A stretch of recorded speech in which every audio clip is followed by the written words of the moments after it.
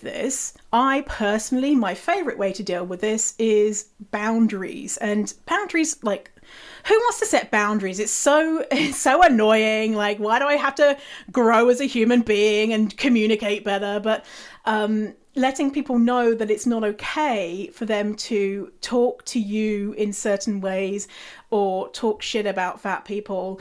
And that can be hard, especially if you're surrounded by raging fatphobes, who hate fat bodies and think dieting is the best thing ever. And so it can be really hard for you to be like, oh, hey, mum, I know that you've been talking about dieting for the last 7,000 years, but do you mind not talking about dieting? That can be really hard.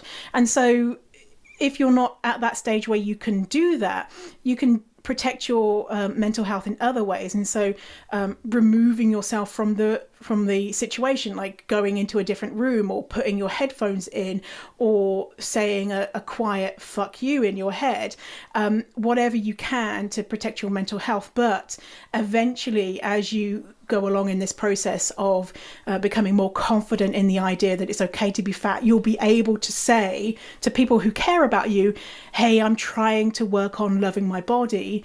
Can you help me by not mentioning fat as a negative?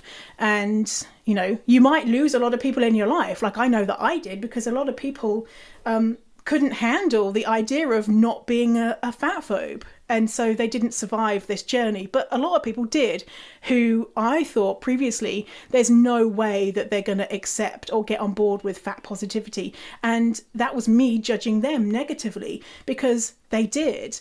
And some people in my family who, had dieted all their lives, turn around and now are the biggest advocates for fat bodies. And it's magical when that happens. But of course, it's not always going to happen like that. But yeah. And boundaries, honestly, boundaries is an act of love. Like, a lot of people don't want to set boundaries because they don't want people to not like them and they don't want to offend people. But if you're secretly sat there thinking, I fucking hate you and everything you're saying, you're not giving them the chance to get really close to you as a human being, because you're not voicing what the issue is. And so they're missing out on getting to know you and getting to be close to you and the authentic version of you, because you're not speaking up and saying, this is not okay for me. So being able to set boundaries really is a gift for everyone in your life and for you.